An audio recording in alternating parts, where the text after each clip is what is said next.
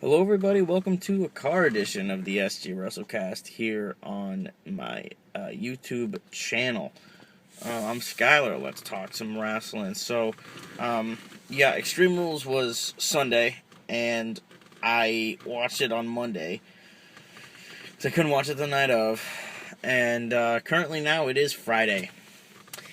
I've been holding off on doing a review because I have shit to do, and it's finals week and everything, and I'm graduating and everything, and it's a mess. Okay, so Extreme Rules. It was better than I thought it was going to be. I think now more than ever, they're realizing that there's more people on this roster that they need to start having their own input. And doing things that they want to do rather than what Vince thinks they should do. And I think in general, I'm opening my sunroof. I think in general, the matches that were good were pretty good. You know what I'm saying? Like even the matches that I didn't think were gonna do that well actually did pretty well. So let's start with the pre-show match. Neville versus Barrett, because they couldn't do an IC title match in the card. So what they did was they moved the tag team title match up to the card, and they made the pre-show match Bad News Barrett versus Neville. I think this was a great match because people were popping for Neville really good. People love him, and he's going to be really successful. The Red Arrow got a huge fucking pop. Huge pop. I think it was a good showing for Neville, if anything. Barrett, I mean, he's okay. I think it was just an interesting sort of match because of the English versus English sort of thing. Hope to see them wrestle again because their psychology is actually better than what actually goes on in the ring. Like I said, Neville's just fantastic. So that match was pretty good for it being just like not a day of sort of thing, but like the day before, be like, alright, we gotta figure out what to do with this pre-show match. So it was pretty good. So now we move on to the card. The first match was Dean Ambrose versus Luke Harper in a Chicago street fight. I thought this was pretty innovative. Lots of kendo sticks, lots of chairs. They did something really cool where they went to the backstage area. But instead of sort of just kind of being in the backstage area, they actually got in a car and they drove away. And so they came back later in the night and finished up the match. I thought the match was very, very good.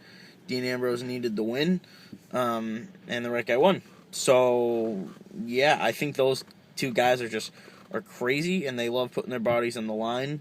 Their psychology was great. Again, I just think they have really good chemistry. So it was really cool. I hope to see them wrestle again because they really are. They're two guys that I think, like I said, I mean, Luke Harper's already been the Intercontinental Champion, but I think he deserves another shot at it. I really do. I like Luke Harper and I like Dean Ambrose. So Dean fucking Ambrose. All right. So after that was the Kiss Me Arse match between Sheamus and Ziggler. I really liked... I didn't think the match was anything special. It was just kind of your run-of-the-mill Sheamus and Ziggler match. I mean, they don't do bad work, so there's that. I like Sheamus as a heel. I like him sort of, no-selling the fact that he was going to, kiss Ziggler's ass, and he wasn't going to do it. But it was the ultimate heel finish, which is good. I really enjoy that they're really going full out with this Sheamus as a heel thing. And it made people sympathize with Ziggler more. So, honestly, I thought the match wasn't anything special, but I mean, it was a good watch, if anything. I like watching Sheamus as a heel. The next match was the tag match. Hated it. In concept, Cesaro and Tyson Kidd versus The New Day. I was bored as shit. Cesaro and Tyson Kidd, and even all the guys working in the ring were good. But the crowd, man, the crowd was the only thing that was entertaining about it because they were hating the New Day. I mean, hating them. With the New Day sucks chance. And honestly, I think Xavier Woods has done a good job of, like, being the mouthpiece and, like, really kind of going with the fact that they're going to be heels and saying, I don't care if people think we suck, we're awesome. So that's what it is. I like him as a manager sort of character, while Kofi and Big E have the titles. I don't think they should have dropped the titles off of Cesaro and Kid, but what are you going to do? I mean, if anything, I'm just waiting for someone from NXT to come up here and shake up this tag division. Because really, I mean, the Lucha Dragons kind of, but not really. They don't really have a personality. Kalisto kind of does, but Unico, not so much. Sin Cara. It's not Sin Cara, it's Unico. Alright, so what was it next after that? Yeah, they finished the street fight match. And then it was, I think, the United States title match. It must have been United States title match. Cena versus Rusev. I didn't care. Chain matches are boring. It was a Russian chain match. I honestly can't remember anything from this match except a couple good kicks that Rusev got, but he always hits that very well. And I can't even remember the finish.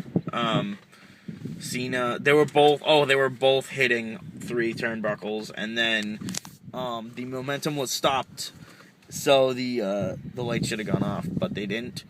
And I think it was stupid because Cena got the win. Cena doesn't need this win, but you know what? They're running with him as U.S. champion, which is fine. Let him be let him be sort of the face of the U.S., you know. The chain stipulation was stupid. I can't remember anything they did with it. I was bored. Next was the God-awful Divas match. Same thing.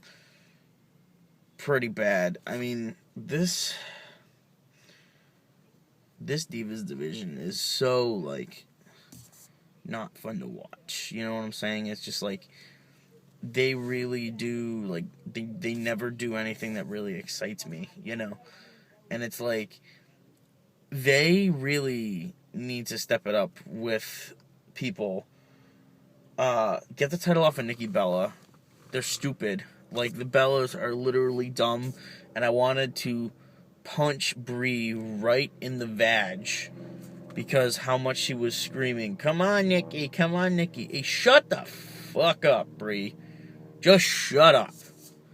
Like, you turned heel for no apparent reason, and now Nikki is holding the title, and, like, people are just like, okay. And because Paige is filming a movie or something, now Naomi is the number 1 contender. People are like, okay. And that's what it is. Honestly, I'm more entertained by Natty. And she's not even wrestling right now. She's just a manager character. I'm more entertained by her and what she does with Cesaro and Kid. So I'm telling you, those NXT women, man, they're so much better to watch. I mean, Sasha Banks, Charlotte, Bayley, Alexa Bliss, you know, Becky Lynch, like... and here's a little side rant. The new diva that debuted on NXT, Dana Brooke, I'm calling her the female John Cena, because that's what she is. She's a fucking bodybuilder model, and she cannot fucking wrestle. Absolutely terrible. I have never seen someone, like, look that good, but sucks so much. She's had 2 matches, and I already hate her. Anyways, that's the side rant over. Check out Dana Brooke if you haven't seen her. She's awful. And they're, like, pushing her as this, like the next big thing, and I'm like, no, that's not how it's gonna go. She's awful. What else? So, yeah, Divas match was terrible. Oh, Big Show versus Roman Reigns. This was really good. And I hate Big Show. He should retire. He looks terrible in the ring. Like, he just moves terribly. And I'm not the biggest Roman Reigns fan. But you know what? People were starting to get behind him a little bit in the match versus Big Show. Because they were giving Cho the please retire chance. But man, they pulled out all the stops. Tables, Roman Reigns run through 2 tables. He buried Big Show. Announce tables, steel chairs, kendo sticks. I mean, they pulled out all the stops for this one. It was a really, really entertaining match. So kudos to them. I think, honestly, that was the best match on the card. Honestly, the main event was so predictable and kind of a disappointment, honestly. I thought their WrestleMania match was better. The 2 guys in the main event. But Big Show versus Reigns, I think, gets the match of the night for me. It was amazing. And it was something that, Roman Reigns put it out there, and you know what, the guy really does want to do well, and he's not just getting the push just because, like, he really does, he really does want that push because he deserves it, and he wants the crowd to be behind him, not because Vince says so. And that's awesome. Just have him be a beast, and that's what he is. The main event, it was really predictable. Steel cage match with Kane being the gatekeeper. I knew the Authority, or at least J&J, were going to come out and get involved. And they did. And I knew Kane was going to get involved. He was not going to remain impartial. Literally, it's so predictable in WWE. We're like, oh, believe me, Triple H, I will remain impartial. Might as well stamp on your fucking forehead that you're not. You know what I'm saying? Like, it was so predictable. But what actually happened inside the ring, the stealing finishers thing was honestly the best part. Randy Orton gave Seth Rollins a pedigree, and then Seth Rollins used the RKO on Randy Orton. The only thing that really irked me about that match as well is that the rules weren't clear. It was a steel cage match, so the Authority couldn't get involved. How about you just make the stipulation that the Authority can't get involved? And if the Authority gets involved, Rollins loses the title. Pretty simple. Instead of, a steel cage match, so the Authority can't get involved. You say the Authority can't get involved, the Authority's going to get involved. Like I said, so predictable. It was booked that way. Kane was the gatekeeper. Stupid idea. Kane should retire.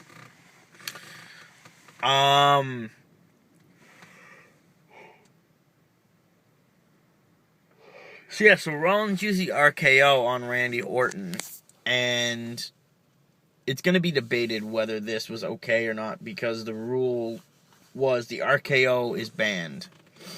Then people were saying, it's the RKO, like, Orton can't use the RKO. I'm pretty sure that wasn't the stipulation. I thought the move itself was banned. So, having Seth Rollins do the RKO is idiotic. And I know the curb stomp is banned, but have him do something else that, at least looks cool. They're kind of going through the same thing with Hideo Itami right now, where they don't want him to use the GTS, but, what other finisher does he have? He has, the Shining Wizard or something, or it's a variation on it or something. And then, I don't know. I don't know what Seth Rollins' next finisher should be, but it should be something as badass as the curb stomp. So, yeah, he stole Orton's finisher, which was weird, and Orton used the RKO anyway, so he should have lost the match anyway. Rollins retains. I was kind of expecting Rollins to retain, but I thought the match would be better than it was. It was just kind of predictable. So overall, I think Extreme Rules, my preview, I don't know if I even gave it what a rating what I thought it was going to be. I thought it was going to be bad, and it ended up being okay.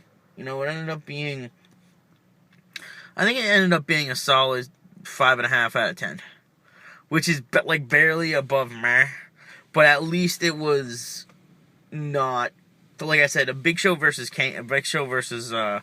Reigns got a huge thumbs up for me, 8 out of 10. It was a great match. Main event, not so good. Rest of the card, not so good. Besides like the pre-show match, and like the Kiss Me Arse match was kind of entertaining. Everything just seemed, passable. Okay, instead of, oh my god, that was amazing.